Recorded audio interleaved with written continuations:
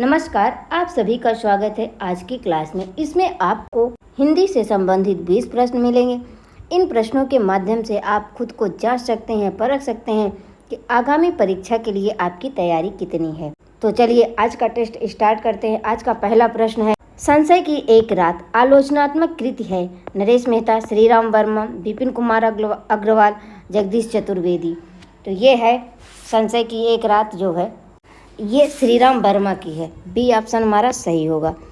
आलोचनात्मक कृति है, जबकि जो है संशय की एक रात नरेश मेहता की राम काव्य पर आधारित लंबी कविता है। संशय की एक रात नरेश मेहता की राम काव्य पर आधारित लंबी कविता है। यहाँ हमको कन्फ्यूजन बहुत ज़्यादा पैदा कर रहा है। ये ऑप्शन में श्रीराम, जिसको देखिए नरेश मेहता की लंबी कविता, ये तो जो है चलन में बहुत ज़्यादा हम लोग जानते हैं, लेकिन श्रीराम वर्मा की आलोचनात्मक कृति थोड़ा कम दिमाग में रहता है, इसलिए जो है कन्फ्यूजन यहाँ पर पैदा कर सकता है। इसलिए प्रश्न को रखा गया है ऑप्शन में, दोनों लोगों को रखा गया है। इसलिए जो है आलोचनात्मक संशय की एक रात आलोचनात्मक कृति के रचनाकार श्रीराम वर्मा जी हैं और लंबी कविता के रचनाकार नरेश मेहता जी हैं। और श्रीराम वर्मा कवि और कथाकार हैं। श्रीराम वर्मा जो हैं कवि और कथाकार हैं। श्रीराम वर्मा का जन्म 1925 ईस्वी में हुआ है। श्रीराम वर्मा निराला सम्मान से सम्मानित हैं और नई कविता एवं विवेकानंद साहित्य का संपादन भी किए हैं। श्रीराम वर्मा नई कविता एवं विवेकानंद साहित्य का संपादन भी किए हैं। अगला प्रश्न है, शैलेश जैदी की रचना नहीं है। निमित्त की लाठी, इतना जो मिला, अब किसे वनवास दोगे, पुनर्वास का दंड। तो ये है अब किसे वनवास दोगे। सी ऑप्शन हमारा इसमें सही होगा। शैलेश जैदी की रचना है। निमित्त की लाठी गिरिधर राठी की रचना है। गिरिधर राठी की। राठी और लाठी, यहाँ जो है निमित्त की लाठी और राठी को मिला के हम इस रचना को याद कर सकते हैं। रचनाकार से रचनाकार का जो है याद किया जा सकता है। इतना जो मिला, श्याम विमल। पुनर्वास का दंड, डॉक्टर विनय। अगला प्रश्न है, हिंदी में स्त्री विमर्श की शुरुआत किस रचना से हुई है। 7 भाइयों के बीच चंपा, श्रृंखला की कड़ियाँ, गलत पते की चिट्ठियाँ, आँख से भी छोटी चिड़िया। तो ये जो है हिंदी में स्त्री विमर्श की शुरुआत श्रृंखला की कड़ियाँ, और ये जो है महादेवी वर्मा के वैज्ञानिक निबंध श्रृंखला की कड़ियाँ जो है ये महादेवी वर्मा की रचना है। महादेवी वर्मा की रचना है। और श्रृंखला की कड़ियाँ महादेवी वर्मा के वैज्ञानिक निबंध से स्त्री विमर्श की शुरुआत हुई है। कहा जा सकता है कि महादेवी वर्मा के वैज्ञानिक निबंध, ये जो है वैज्ञानिक निबंध है, स्त्री विमर्श की शुरुआत हुई है। 7 भाइयों के बीच चंपा, ये जो है कात्यायनी की रचना है। कात्यायनी की। गलत पते की चिट्ठियाँ अनामिका की रचना है। आँख से भी छोटी चिड़िया इंदु जैन की रचना है। इंदु जैन की। अगला प्रश्न है, बेघर किस विधा की रचना है। कविता, उपन्यास, नाटक, ए और बी दोनों। तो इसमें जो है विधा बताना है। इसमें कविता भी है, उपन्यास भी है, तो इस प्रकार हमारा डी ऑप्शन सही होगा। और ये जो है नीलेश रघुवंशी,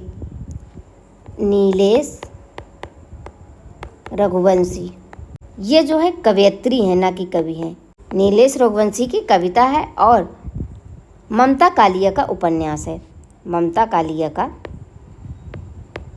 पेपर में पूछा जा सकता है कि बेघर कविता के रचनाकार कौन है, तो वो नीलेश रघुवंशी जी हैं। और बेघर उपन्यास की रचनाकार कौन है, तो वो ममता कालिया जी हैं। अगला प्रश्न है, रामचरितमानस को लोक मंगल की साधना अवस्था का काव्य माना है। आचार्य रामचंद्र शुक्ल, आचार्य हजारी प्रसाद द्विवेदी, डॉक्टर श्याम सुंदर दास, डॉक्टर नगेन। तो ये माना है आचार्य रामचंद्र शुक्ल ने। ए ऑप्शन हमारा सही होगा।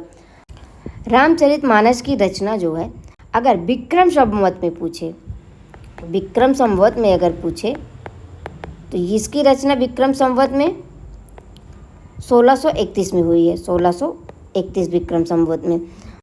अगर सन में पूछे तो सन 1574 ईस्वी।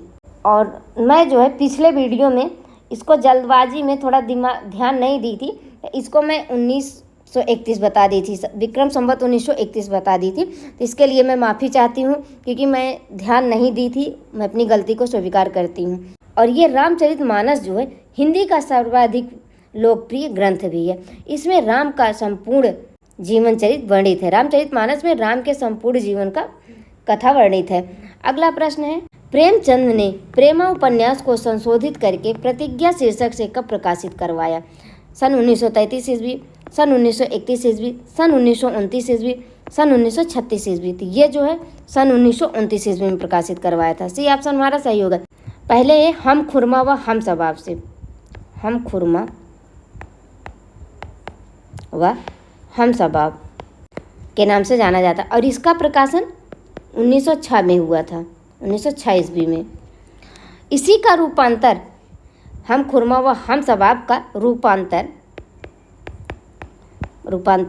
प्रेमा अर्थात दो सखियों का विवाह से हिंदी रूपांतर किया गया, और वो 1907 ईस्वी में हुआ है, 1907 ईस्वी में। और उसके बाद सन 1929 ईस्वी में प्रेमा उपन्यास को संशोधित करके प्रेमचंद ने प्रतिज्ञा शीर्षक से प्रकाशित करवाया। पूछ लिया जाएगा कि प्रेमा उपन्यास का प्रकाशन सबसे पहले हम खुरमा व हम सबाब के नाम से किस सन में हुआ? तो वो 1906 ईस्वी में। और रूपांतर करने के बाद प्रेमा उपन्यास को हम खुरमा प्रेमा अर्थात दो सखियों का विवाह के नाम से कब प्रकाशन हुआ? तो 1907 ईस्वी में रूपांतरित किया गया। अगला प्रश्न है, सुरेंद्र वर्मा का कौन सा नाटक प्रथम बार हसन अली हुसैन अली नाम से प्रकाशित हुआ था? छोटे सैयद, बड़े सैयद, एक दूनी एक, शकुंतला की अंगूठी, कैद ए हयात। तो ये जो है छोटे सैयद बड़े सैयद के नाम से प्रकाशित हुआ था। छोटे सैयद बड़े सैयद 1982 में प्रकाशित हुआ, 1982 ईस्वी में। और इसमें मुगल सम्राट मोहम्मद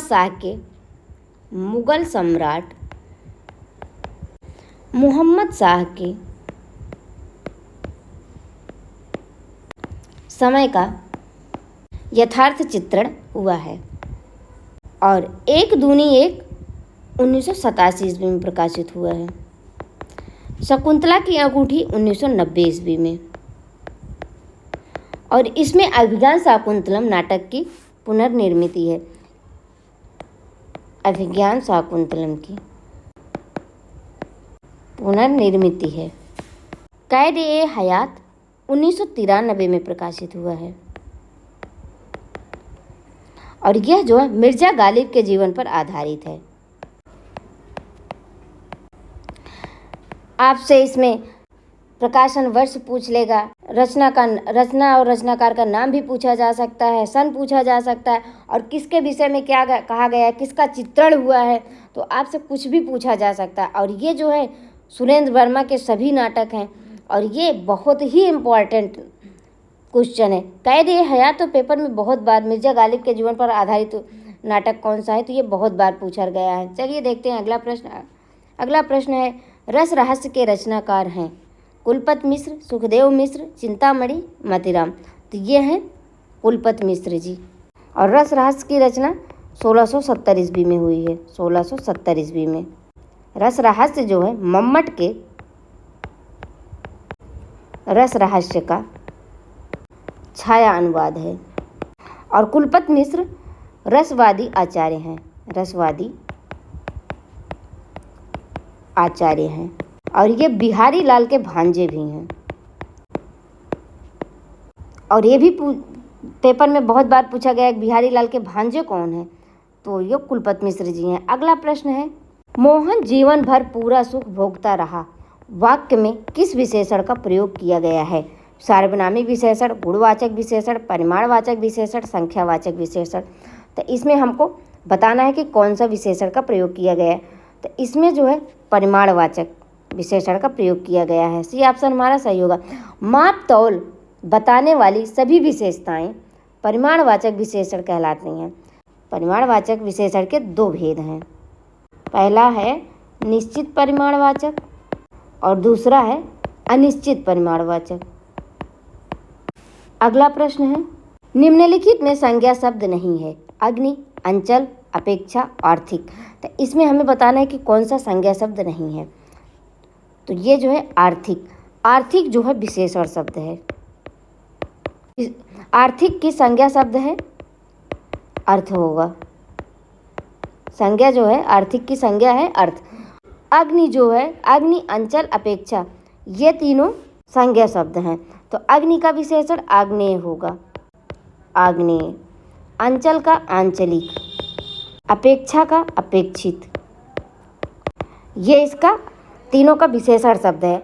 और आर्थिक का संज्ञा शब्द अर्थ होगा। अगला प्रश्न है, हिंदू पूजे देहरा, मुसलमान मस्जिद, नामा सेविता जहाँ देहरा ना मस्जिद। काव्य पंक्ति के रचनाकार हैं संत नामदेव, कबीरदास, संत रविदास, दादू दयाल। तो ये हैं संत नामदेव, ये ऑप्शन हमारा सही होगा। और ये जो है महाराष्ट्र के भक्त थे, संत नामदेव महाराष्ट्र के भक्त थे। इन्होंने ही भक्ति साहित्य की परंपरा का प्रवर्तन किया है। पूछ लिया जाएगा भक्त साहित्य की परंपरा का प्रवर्तन किसने किया है, तो वो संत नामदेव ने किया है। और इनका संप्रदाय है वारकरी संप्रदाय, वारकरी संप्रदाय। संत नामदेव का जीवन काल 1135 ईस्वी में इनका जन्म हुआ। अमृत इनकी 1215 ईस्वी में हुई है। और ये जात के दर्जी थे, संत नामदेव जात के दर्जी थे। और गुरु इनके विसोबा खेचर जी थे, विसोबा खेचर जी थे। यहाँ से भी आपका देखिए गुरु का नाम पूछ लेगा, जाति पूछ लेगी। पेपर में इतना तो आप लोग जान ही जाइए, समझ ही लीजिए कि पेपर में कुछ भी पूछा जा सकता है। हमको पूर्ण रूप से तैयार रहना है, ऐसा ना रहे कि हम लोग पेपर में हमको कुछ नहीं आता, सब आप लोग रट डालिए। चलिए देखते हैं अगला प्रश्न, जिससे कर्ता कर्म और भाव के अनुसार क्रिया के परिवर्तन ज्ञात होते हैं उन्हें कहते हैं काल, वाच्य, क्रिया, लिंग। तो उन्हें कहते हैं वाच्य। वाच्य के 3 भेद होते हैं, कर्तृवाच्य, कर्मवाच्य, भाववाच्य। जैसे रमा पुस्तक पढ़ती है, रमा पुस्तक पढ़ती है, ये जो है कर्तृवाच्य है। अगला प्रश्न है, निम्नलिखित में कौन सा विलोम युग्म सही नहीं है?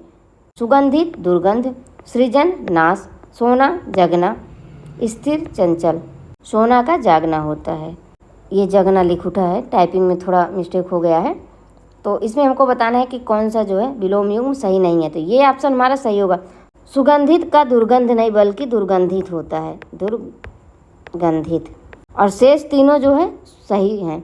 सृजन का नाश, सोना का जागना, स्थिर का चंचल और अस्थिर होता है। स्थिर का विलोम चंचल और अस्थिर। अगर ऑप्शन में चंचल ना देके अस्थिर दिया है तो भी सही है, चंचल दिया है तो भी सही है, दोनों सही है। अगला प्रश्न है, खेत रहना मुहावरे का सही अर्थ होगा? विजय प्राप्त करना, रणभूमि में मारा जाना, परेशानी उठाना, भयभीत होना। तो ये होगा रणभूमि में मारा जाना, बी ऑप्शन हमारा सही होगा। भयभीत होना का मुहावरा होगा खून खुश्क होना, खून खुश्क होना, खून खुश्क होना मुहावरे का सही अर्थ होगा भयभीत होना। अगला प्रश्न है, निम्नलिखित में शब्दों में अशुद्ध शब्द है। इसमें हमको शब्द दिए गए और इसमें हमको अशुद्ध शब्द बताना है। तस्करी, संयम, वंशी, विधाता। तो इसमें जो है सी ऑप्शन हमारा सही होगा। वंशी का इस प्रकार नहीं लिखी जाती, वंशी ये शुद्ध शब्द है, शेष तीनों शुद्ध शब्द हैं। अगला प्रश्न है, निम्नलिखित रचनाओं को रचनाकारों के साथ सुमेलित कीजिए। तो इधर रचनाकार दिए गए हैं, रचना दी गई है और ये रचनाकार का नाम दिया गया है। तो इसमें हमको मिलान करना है। खादी के फूल, हरिवंश राय बच्चन। अग्निगान, हरिकृष्ण प्रेमी। किरण बेला, रामेश्वर शुक्ल अंचल। और अवंतिका, जानकी वल्लभ शास्त्री। तो इस प्रकार हमारा बी ऑप्शन सही होगा। अगला प्रश्न है, बांधा था विधु को किसने इन काली जंजीरों से, मणि वाले फड़ियों का मुख क्यों भरा हुआ है हीरों से। काव्य पंक्ति किस कविता से ली गई है? आंसू, लहर, कामायनी, झरना। पहले तो हमें जान लेते हैं कि चारों रचनाएं जो है प्रसाद जी की हैं, तो ये पंक्ति भी प्रसाद की लिखी हुई है, प्रसाद की रचनाओं से संबंधित है। ये आंसू कविता से ली गई है और आंसू का प्रकाशन वर्ष है 1925 ईस्वी। और यह जो है 133 छंदों का विरह प्रधान स्मृति काव्य है। आंसू एक विरह काव्य है। इसे हिंदी का मेघदूत कहा जाता है। आंसू को हिंदी का मेघदूत कहा जाता है और कामायनी को हिंदी का उपनिषद कहा जाता है और कामायनी का प्रकाशन वर्ष 1936 ईस्वी है। निम्नलिखित नाटकों को उनके ये पात्रों हो गया है नाटककारों के साथ सुमेलित कीजिए। कुहासा और किरण विष्णु प्रभाकर का नाटक है। वितस्ता की लहरें लक्ष्मी नारायण मिश्र का नाटक है। कोणार्क जगदीश चंद्र माथुर का। हानुस भीष्म साहनी का। इस प्रकार हमारा सी ऑप्शन सही होगा। अगला प्रश्न है, हृदय में मूल रूप से विद्यमान रहने वाले भाव कहलाते हैं विभाव, अस्थायी भाव, अनुभाव, संचारी भाव। तो ये जो है अस्थायी भाव कहलाते हैं। ये चिरकाल तक रहने वाले तथा इस रूप में सृजित या परिणत होते हैं। अस्थायी भाव जो है चिरकाल तक रहने वाले तथा इस रूप में सृजित या परिणत होते हैं और इनकी संख्या, अस्थायी भावों की संख्या 9 है और ये जो है सर्वमान्य है। रति, हास, शोक, क्रोध, उत्साह, भय, जुगुप्सा, विस्मय, निर्वेद। और ये जो है सर्वमान्य, क्योंकि भरत मुनि ने रसों की संख्या 8 मानी है, तो इस प्रकार भरत मुनि के अनुसार जो है अस्थायी भाव भी 8 होंगे, तो इसलिए जो है 9 भरत मुनि के अनुसार 9 नहीं माना जा सकता, लेकिन सर्वमान्य जो है 9 रस हैं, तो 9 अस्थायी भाव भी हैं। और आज का ये अंतिम प्रश्न है, निम्नलिखित पत्रिकाओं को उनके संपादकों के साथ सुमेलित कीजिए। भारतेंदु राधाचरण गोस्वामी, बंगदूत राजाराम मोहन राय, अभ्युदय मदन मोहन मालवीय, साहित्य संदेश बाबू गुलाय राय। तो इस प्रकार हमारा ए ऑप्शन सही होगा। आप लोगों से विनम्र निवेदन है, कृपया आप लोग चैनल को लाइक, कमेंट और सब्सक्राइब जरूर करिए। जितना से जितना हो सके शेयर करिए और फ्री वीडियो का लाभ उठाइए। ऐसी क्लास आपको पेड कोर्स लेने पर ही मिलेंगे। तो चलिए आज की क्लास यहीं पर समाप्त करते हैं, मिलते हैं अगली क्लास में। तब तक के लिए नमस्कार।